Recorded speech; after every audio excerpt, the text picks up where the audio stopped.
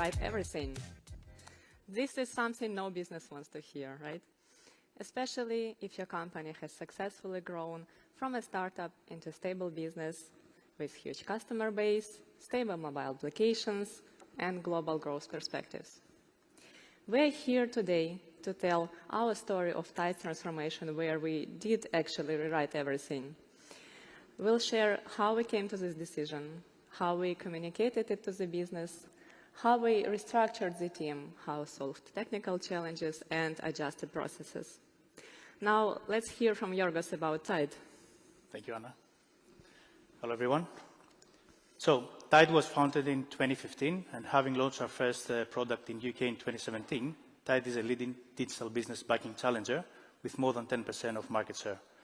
But Tide isn't just a financial services platform. It's a vision brought to life, aimed at revolutionizing how businesses manage their finances, saving them time and money. Our dedicated teams are spread across multiple locations and remote offices, and we've grown to serve two dynamic markets, the UK and India. Like Anna mentioned, we're here today to share our transformation journey, our shift to Flutter. And this change was more than just a strategic decision. It accelerated our mission and opened the way for fresh opportunities. But let's take a closer look at why Tide needed this change. As a business, we wanted to be able to enter a new market with a minimum effort and cost possible. And at that point in time, India was our first stop. We also wanted to rapidly respond to market changes and user feedback, but also to be able to deliver lean MVPs following a usability principle. Finally, we wanted to minimize the cost of building new products and features. But our current product was not built with such flexibility in mind. Firstly, our architecture lacked internationalization readiness, making global expansion very complex. Additionally, the APIs were tailored specifically for the UK market. The user journeys and flows were predominantly UK-centric, hindering any adaptability, and the third-party integrations were tightly coupled in the code base, posing even more scalability obstacles. Given these constraints, the need for change was not only important, but urgent. Thank you. So it was clear this situation required a fundamental change, not only in our tools, but also in our mindset. So we sat down to think how the engineering team could help the company here. We identified these three objectives that would accelerate our business growth and strengthen our engineering capabilities. We wanted to release our products faster, reach our customers quicker, and adapt to new markets at speed. This is vital in the financial services market, which is constantly evolving and where speed often equals success. We also wanted to empower our existing team of native mobile developers to build faster and more efficiently. And we wanted to release new features to our users on both mobile platforms simultaneously. As you see, our migration was driven by desire for speed, efficiency, and consistency.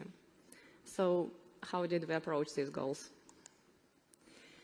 Here we have prepared a timeline that represents key activities we have focused on during this transformation and their sequence or concurrency. Don't worry if it looks like too much at once. We'll now talk about each of these items in detail. So we started by exploring what technology we could use to achieve our goals. But first of all, we had to decide on the approach. Greenfield, where the project starts from scratch, or brownfield, where the existing solution is slowly refactored to meet the new requirements. Obviously, when starting from scratch, you don't have to deal with technical debt and legacy solutions. But it takes much more time to reach the same level of productivity as you were at before. With a brownfield approach, you can add new features faster, leveraging existing infrastructure. But the technical debt will slow engineers down, increase complexity, and impose unnecessary constraints. After evaluating both, we decided to go with greenfield approach, because what engineer would deny the pleasure of rewriting everything from scratch, right? Now, joke aside, we had compelling reasons for this. As Giorgos mentioned, we needed to launch an alpha product for a new country quickly. We didn't want to introduce additional complexity to our existing solution. which was not ready for globalization anyways, and updating it would also require significant effort. So this made the greenfield approach a clear choice. And next, we had to decide on the technology to build our new code base with. We explored these three options: using native development again, or going with cross-platform technologies, Flutter or Kotlin multi-platform mobile. Because of technical details and performance issues, we did not look into technologies like React Native or Ionic. Kotlin multi-platform quickly left the competition because back then it was impossible to create shared UI. Native development was a safe bet for us, but it would not give us the desired speed of development and feature parity between platforms. Flutter, on the other hand, allows building applications for multiple platforms, all from a single code base. It provides extremely productive development experience and has many more advantages. So eventually, Flutter won the competition. This decision to rewrite the entire project from scratch with Flutter significantly impacted everything we did later and shaped the future of the project and the team. Speaking of that. Thank you. But executing a transformation at this scale isn't just simply about choosing the right technology or the right project approach. It's about navigating change, managing uncertainty, and engaging the people who will be affected by these decisions. We also understood that to make this transition successful, we needed to actively manage business expectations. Aligning stakeholders was our first step. We laid out our vision and the potential of this change. We explained the impact this will have on the short term in our product, but also how it positions us for success in the long term. We were open about the risks, discussed our plans to mitigate them, and we painted a clear picture of the journey ahead. But we didn't stop there. We knew that understanding promotes commitment, so we maintained a continuous dialogue with all stakeholders. We explained that our initial focus will be launching the alpha product in India, a decision that will allow us to learn and adapt before introducing these changes back in the UK.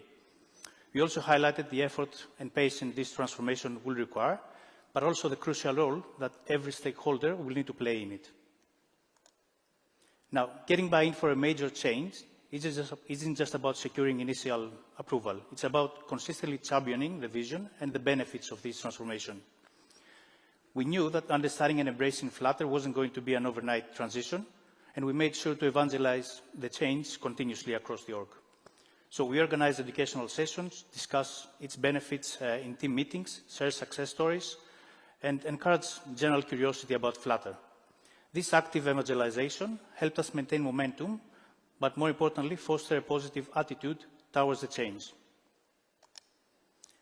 Finally, we presented a high-level roadmap that retained our agility.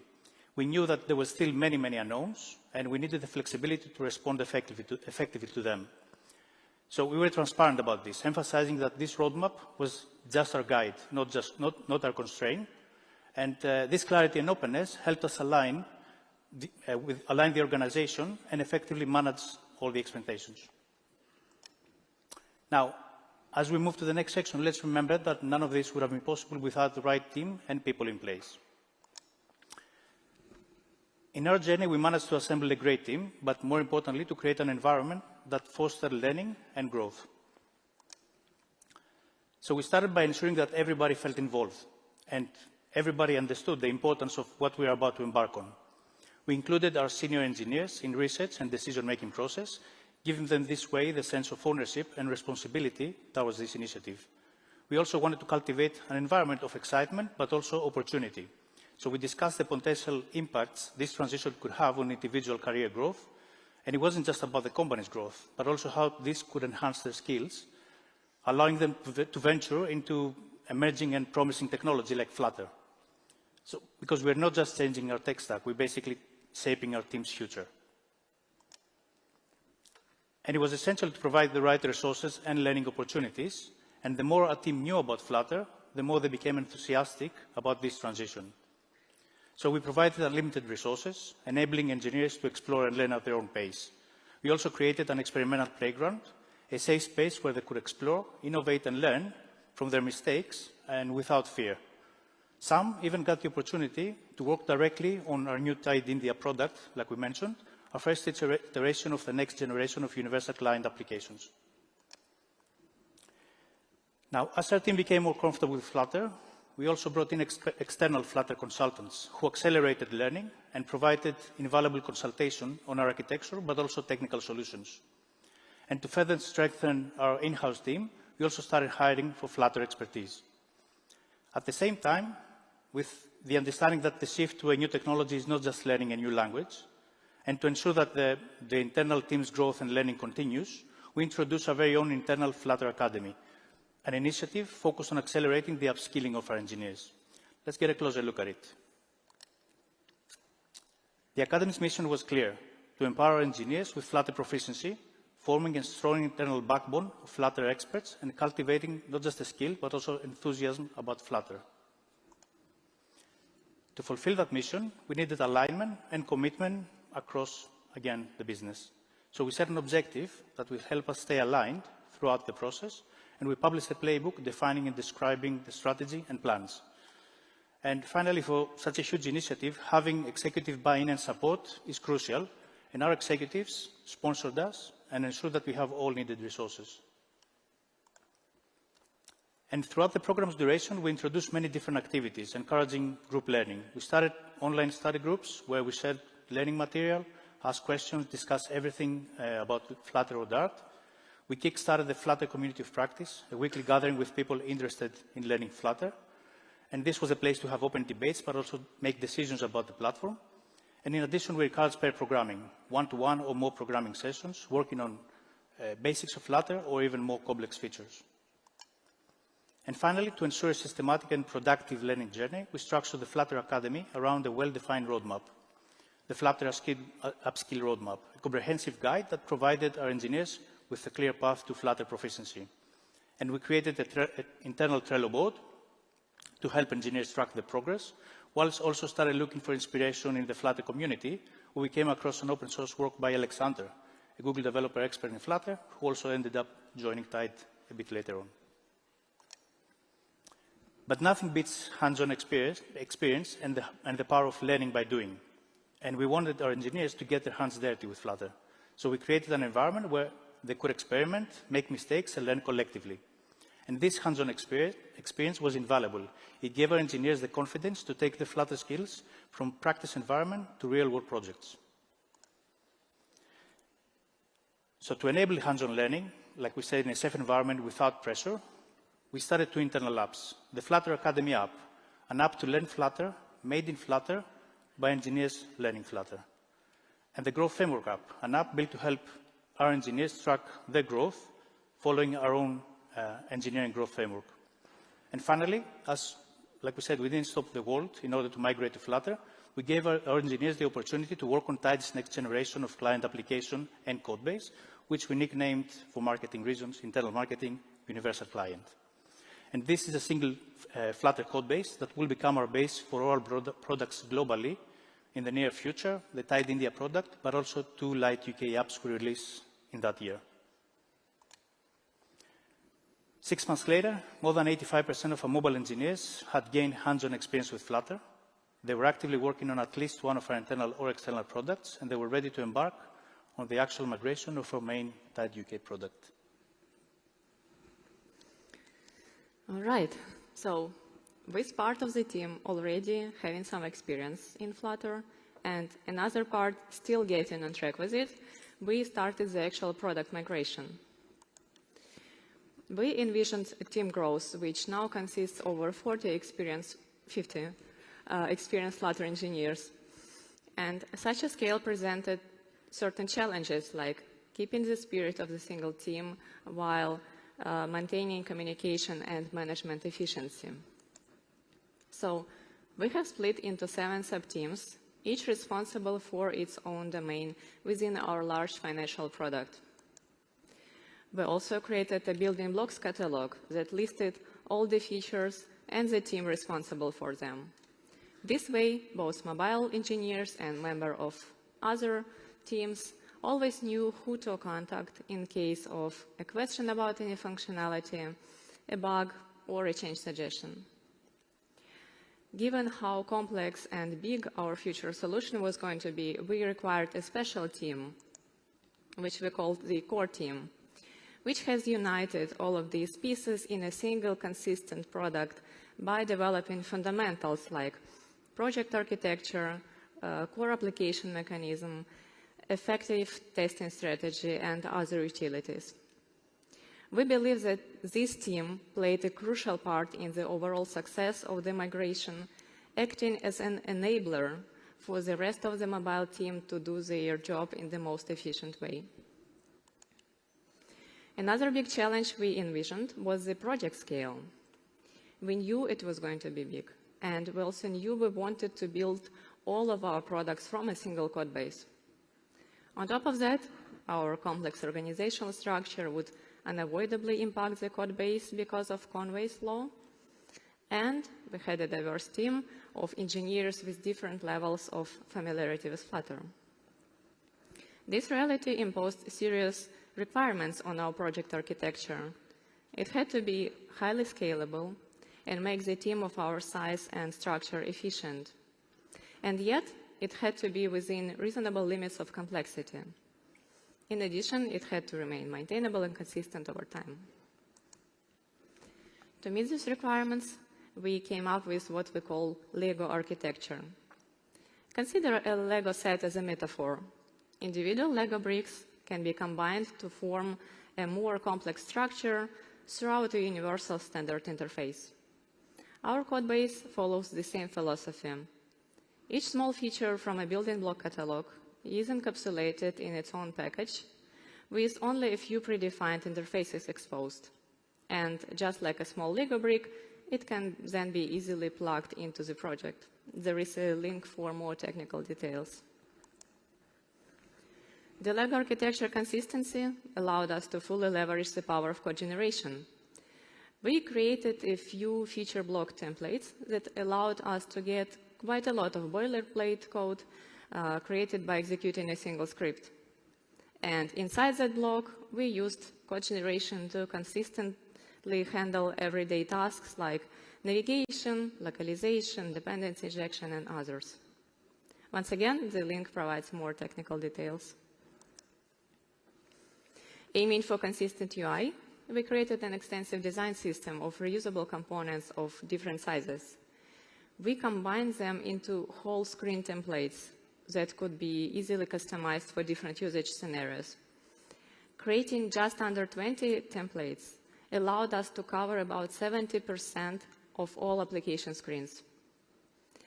These are just a few examples of the fundamental approaches we took in our project. Now, moving from the things that we introduced to accelerate the team to things that we tried to avoid that would otherwise slow us down. We felt the need to optimize our processes and wanted to develop our product in a lean and iterative way. So initially, we focused on implementing successful paths first, ignoring many potential error scenarios and edge cases. We focused on core user journeys that bring the most value, leaving the less common scenarios for later. Secondly, we prioritized implementing features to better-ready UI and planned polishing for much later. We wanted to have a working, testable product that we could put in front of our internal testers as soon as possible. And lastly, we made a bold decision not to do any other migration. It may sound reasonable to include UX and UI changes since we are building a new product from scratch, but it would significantly slow us down because it would require additional back and forth communications and approvals from the business side. So with this team structure, project structure, and lean processes in place, we have managed to create a single code base to build all of our mobile products in Flutter in under a year. Throughout this time, we have been aggressively investing in all kinds of automation. We already had certain tasks like build distribution automated and made sure to reuse existing solutions wherever possible. We also automated checks that run on every pull request, which include code quality gates like zero analyzer warnings, zero unused code or dependencies, and others. Creating tests is integrated in our daily routine, just like writing the production code. And additionally, we automated many routine development tasks. As you see on this timeline, automation has been with us throughout the entire migration and release. Closer to the end of the migration, we have developed a well-defined testing and release strategy, which helped us through those turbulent times. We adopted a ring-based approach. Users from company employees to beta testers would form target groups or rings. And users from ring 1 would get access to a new build immediately and have a chance to use and test it before it becomes available to users from ring 2 and then ring 3. This was an important step in ensuring that any bugs were caught early and fixed as soon as possible. As an additional strategy, we rolled out each build only to a small percentage of users first, and if all goes well, the percentage is increased. So the new version would reach all users in a couple of days. During this entire phase, we held daily trash meetings, collectively resolving any new issues. Initially, we decided to release to one mobile platform at a time, but currently we release new versions of our applications for both Android and iOS simultaneously on a weekly basis. So as a result of these efforts, we now have our mobile products recreated with Flutter. We released them to application stores on top of existing native mobile applications. So our users just woke up one morning, launched their Tide app as they normally would, and focused on their financial tasks as usual without realizing the scale of the transformation that has just happened under the hood. Reflecting on main objectives of the migration, we are happy to share that we not only achieved but exceeded them. Our lead time to market has significantly improved thanks to Flutter unified codebase. We can build products faster and more efficiently. We no longer have separate teams for iOS and Android, which has streamlined our operations, leading to productivity gains and cost savings. And with a single shared code base, we reached effortless feature parity. The exciting part is that we now have a code base that not only meets our current needs, but also is ready to handle future requirements, all enabled by Flutter technology. Giorgos? Thank you, Anna. So, as we're now getting closer to the end of the presentation, let's recap a few of the learnings and key takeaways. Firstly, focus is crucial. Staying focused at a few tasks at a time boosted our progress, morale, and efficiency. Secondly, prioritizing wisely is very important. We stayed on track by focusing on the important tasks and prioritizing key user journeys, and we did regular reassessment and ensure that we meet the evolving project needs. Lastly, a robust process is essential. Clear communication at all team levels facilitated a smooth transition, and embracing a lean, iterative development process and a well-defined release strategy proved invaluable. And let's summarize the key takeaways you can take from our journey. Regarding the business, we aligned stakeholders, transparently communicating the benefits of migrating to Flutter. With consistent progress updates, we maintained transparency and trust, which was crucial, very crucial for this shift. And with a greenfield approach, we avoided any unnecessary complexity.